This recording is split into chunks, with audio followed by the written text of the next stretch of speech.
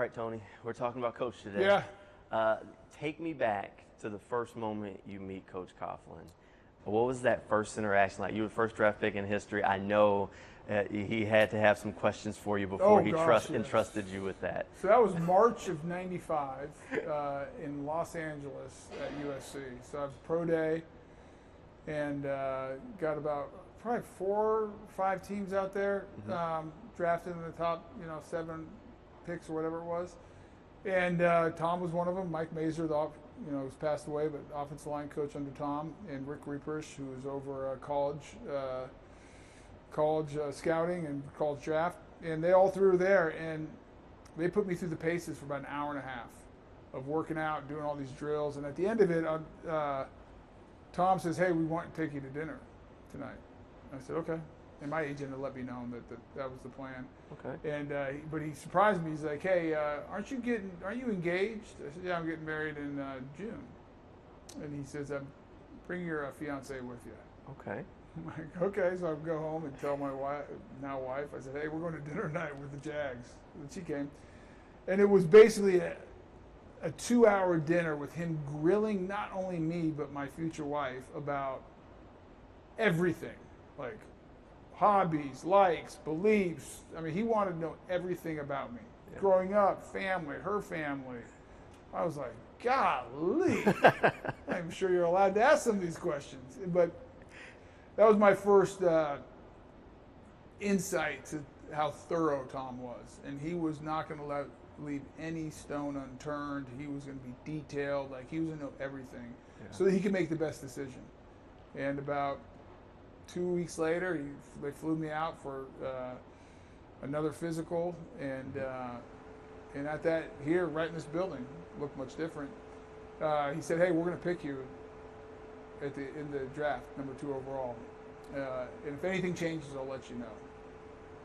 They picked me, and the rest is history. So yeah, I knew right away that he was a serious man. After that interaction, now you get Coach Coughlin, because now you're on his roster. You're one of his guys. Was he still just as thorough? How was he as the coach? He was worse. He was worse. Yeah, I think he was giving me like the nice Tom. That was the nice Tom. Yeah. Okay. Just to make sure he didn't think I was like running. So he didn't scare you off. Yeah. No, he was tough. I mean, Tom's tough. I mean, he's a great head coach, great leader. But like any leader, it's not like you always like it. Yeah. And there's plenty of times I disagreed with them, and plenty of times I wanted to kill him probably.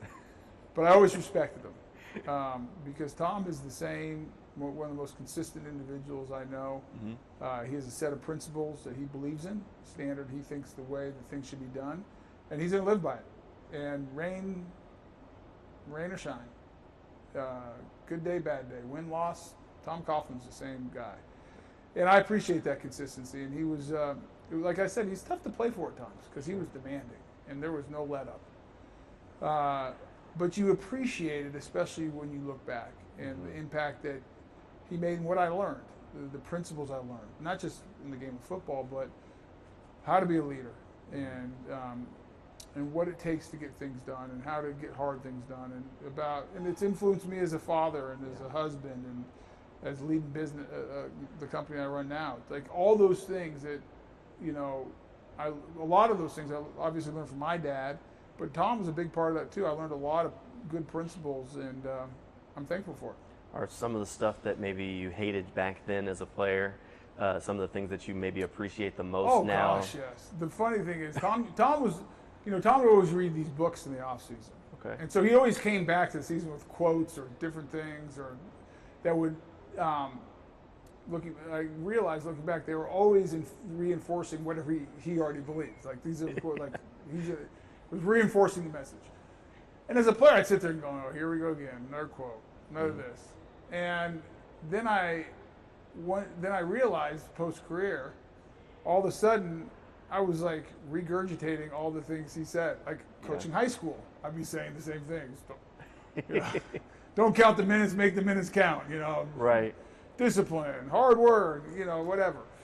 And then I started realizing I'd be like talking to my kids or running a business, like all these principles. And then a lot of the principles he taught me lined up with what my dad taught me as a kid about hard work and perseverance. So you don't appreciate it in the moment because you're in the midst of it. You're in the heat of the moment. It's a grind. It's hard.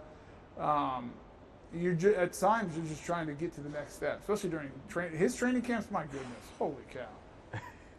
Well, these guys wouldn't even know. I don't know if today's NFL player would even last 5 minutes. I mean, it was brutal. And so you're just in the midst of like I got to get through it. Yeah. But then when you step back, you realize principles he's teaching, he's sharing, apply to football, but they also apply to a lot of different parts of life. So, how rewarding is it to see him being inducted into the pride of the Jaguars now? I think it's great. I mean, I think Tom's one of the best coaches to ever walk the sideline in the NFL. Yeah. So not only do I think he's right where he belongs in the pride of the Jaguars, I think he deserves to be in the Pro Football Hall of Fame. I don't think there's not many guys who coach that are better than him. What he did at this franchise, 2 AFC title games, building it from the ground up, going to the New York Giants, winning 2 Super Bowls. I mean, the guy flat knows how to coach, and I'm so happy that he's in the pride of the Jaguars because, I mean, you can't tell the story of the Jacksonville Jaguars without Tom Coughlin. Right. Like he was the architect from the beginning that really was responsible for almost everything that happened here. Obviously, Wayne and Doris Weaver, great owners and huge part of it, but they hired Tom and they gave all control to Tom, and Tom ran this place from front to back. You know, A to Z. It was Tom Coughlin. And so him being in the pride of the Jaguars, I'm ecstatic. It's where he belongs. And I'm hoping, hopefully in the near future, one day he'll be in the Pro Football Hall of Fame too. Definitely should be. All right, you definitely have lived some of the struggles of starting a franchise. We just talked to Coach. He was talking about, those first workouts over at Bishop Kenny High School and having to go to Wisconsin to try and escape the heat only to find out. It was worse. It was hotter. I always look back, I'm like, we went to Wisconsin, Stevens Point, Wisconsin, which is like, I'm away from my new wife. We're in these dorms, sleeping on uncomfortable beds, no air conditioning in the locker room because it'd be cooler. It was hotter in Stevens Point, Wisconsin than it was in Jacksonville that summer. I mean, my favorite was they'd be giving heat warnings to like elderly people. Make sure you stay inside. Animals, don't let your animals outside. And here we are on the field 2 days, beating the hell out of each other with Tom yelling at us. I'm like, can we get some medical advice here? Like, where's He's not taking it any easier on you either. No, I mean, it's such a different. I mean, we'd be on the field here back where the Lot D and Daily Center is now. It's where we used to practice. We had no indoor facility. It'd be raining and lightning, and everyone's looking around and like, are we gonna go in? And nope. Like lightning would have to strike the field for us to like. So like that's just how things were done. It was crazy. It was fun though.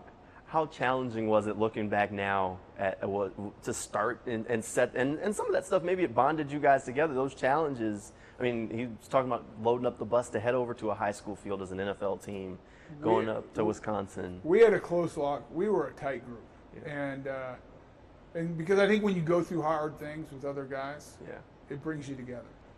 And we went through hard things, and part of it was on purpose. Tom did it on purpose. He had a method to his madness, because he was going to make it hard, and he was going to find out who were the guys that could get through it, who were the guys that would come together. Because that's the guys he wanted to be the foundation and be on the team. So he didn't realize it at the point, but everything he did had a purpose, and it made us close. It gave us, and we were building this thing from ground up. There was no tradition. We weren't all that talented. A bunch of young guys, rookies, throwaway free agents, and a couple high-priced, unrestricted free agents. But we played hard. We were mentally tough. I'm not sure how good we were, but we played hard. The results speak for themselves. Yeah. We got good after 95. We got good the second half of 96, and we had a nice run here. And unfortunately, we couldn't finish it off and pay it off and win a Super Bowl, but that's the way it goes.